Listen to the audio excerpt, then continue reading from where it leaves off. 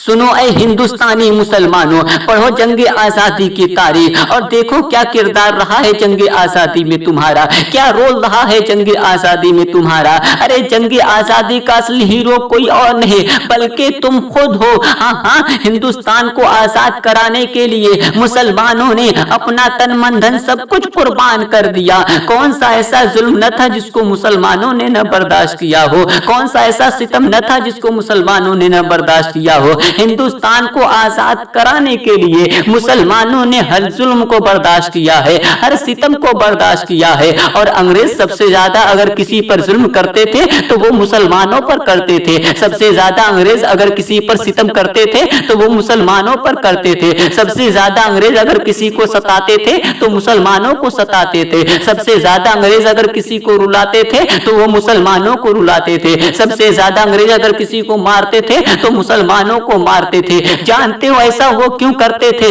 क्योंकि उन्हें मालूम था अगर हमारी आंखों में आंखें डालकर बात करने की हिम्मत किसी में है तो वो किसी और में नहीं बल्कि मुसलमानों के अंदर ये हिम्मत है। अगर ऐलाने जंग हमसे करने की हिम्मत और ताकत किसी में है तो वो किसी और में नहीं बल्कि मुसलमानों में है। अगर हमें पस्त करने की हिम्मत और ताकत किसी में है तो वो किसी और में नहीं बल्कि मुसलमानों में है। ये हमें पस्त कर दे इससे पहले हम इनके अंदर अपना खौफ पैदा कर दे, ये हमसे ऐलाने जंग करे इससे पहले हम इनमें अपना डर पैदा कर दे। मगर उन्हें मालूम नहीं वो उस मुसलमान के अंदर अपना खौफ पैदा करने चले हैं जिसके निगाहों में करबला पहले से बसा हुआ हो। अरे कहां गई थी तुम्हारी अक्ल, कैसी थी तुम्हारी सोच? मुसलमान को कौन खौफ दिला सकता है? मुसलमान सिर्फ अल्लाह और उसके रसूल से खौफ खाता है। बाकी मुसलमान दुनिया के किसी भी बातिल ताकत से नहीं खौफ खाता, बातिल जमात से खौफ नहीं खाता। मुसलमानों को चले थे वो डराने के लिए। मुसलमानों पर जुल्म सितम के पहाड़ तोड़ना शुरू कर दिया अंग्रेज, मुसलमानों को सताना शुरू कर दिया,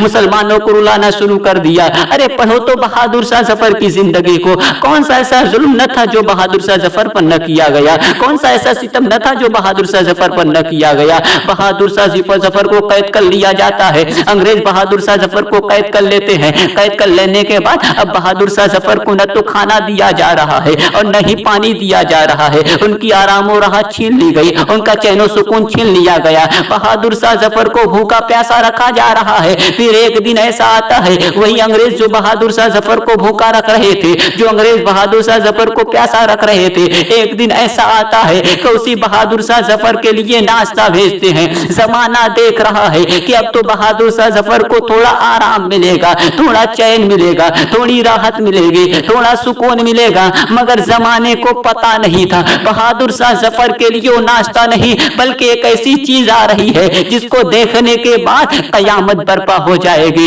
बहादुर शाह जफर का दर्द कम होने के बजाय और बढ़ जाएगा, बहादुर शाह जफर की तकलीफ कम होने के बजाय और बढ़ जाएगी। मगर बहादुर शाह जफर भी अपना सब कुछ हिंदुस्तान को आजाद कराने के लिए कुर्बान कर दिए। अल्लाहू अकबर। जब बहादुर शाह जफर के करीब वो थाली लाई गई जिसको नाश्ते के तौर पर भेजा गया था, जब बहादुर शाह जफर के करीब वो थाली की गई, बहादुर शाह जफर जब उस थाली पे से कपड़े को उठाते हैं तो क्या देखते हैं? उस थाली में खाने की कोई चीज नहीं रहती बल्कि बहादुर शाह जफर के बेटों की कटी हुई गर्दनें रहती है। बहादुर शाह जफर देखकर चीख मारने लगते हैं मगर जालिम सामने हैं, उनके सामने हमें अपनी गर्दनें नहीं झुकानी है। अभी तो और मसाइब आलाम का सामना करना है। हिंदुस्तान को आजाद कराने के लिए मुसलमानों ने कौन सा जुल्म न बर्दाश्त किया हो, कौन सा सितम न बर्दाश्त किया हो। जरा सोचो तो बाप के सामने बेटे का कटा हुआ सर उसके दिल पर कैसी गुजरी होगी।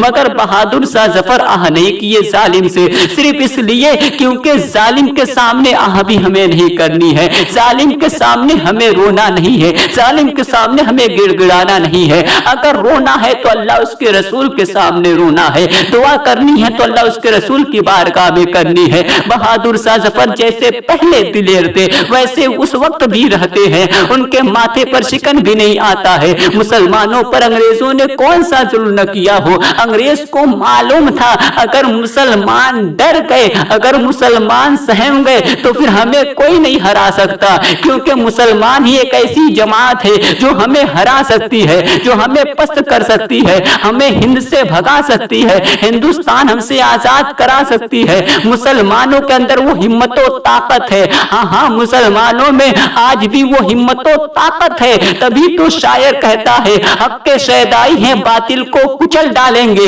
गर्दिशे वक्त भी उलझे तो मसल डालेंगे। हमने जिस दौर को चाहा है बदल डाला है, हम जिस दौर को चाहेंगे बदल डालेंगे। हिंदुस्तान को आजाद किसी और ने नहीं बल्कि हमारे अपनों ने कराया है। आज जालिम कहता है हिंद छोड़कर चले जाओ, अरे क्यों जाए हिंद छोड़कर? क्या हमारे अपनों ने इसीलिए अपनी कुर्बानी पेश की थी कि हम हिंदुस्तान छोड़कर चले जाए? क्या हमारे अपनों ने इसीलिए अपने बच्चे यतीम किए थे कि हम हिंदुस्तान छोड़कर चले जाए? क्या हमारे अपनों ने इसलिए अपना तन मन धन सब कुछ कुर्बान किया था कि हम हिंदुस्तान छोड़कर चले जाएं? अरे नहीं नहीं, तुम ये सोच भी कैसे लिए कि हम हिंदुस्तान छोड़कर चले जाएंगे? अरे हिंदुस्तान की हिफाजत कल भी हम किए थे, आज भी हम कर रहे हैं और आइंदा भी करते रहेंगे। हिंदुस्तान के हम गद्दार नहीं बल्कि हम ही तो हिंदुस्तान के वफादार हैं। आज भी हिंद के खातिर जान देने को तैयार हैं। हम वफादार हैं, हम वफादार हैं।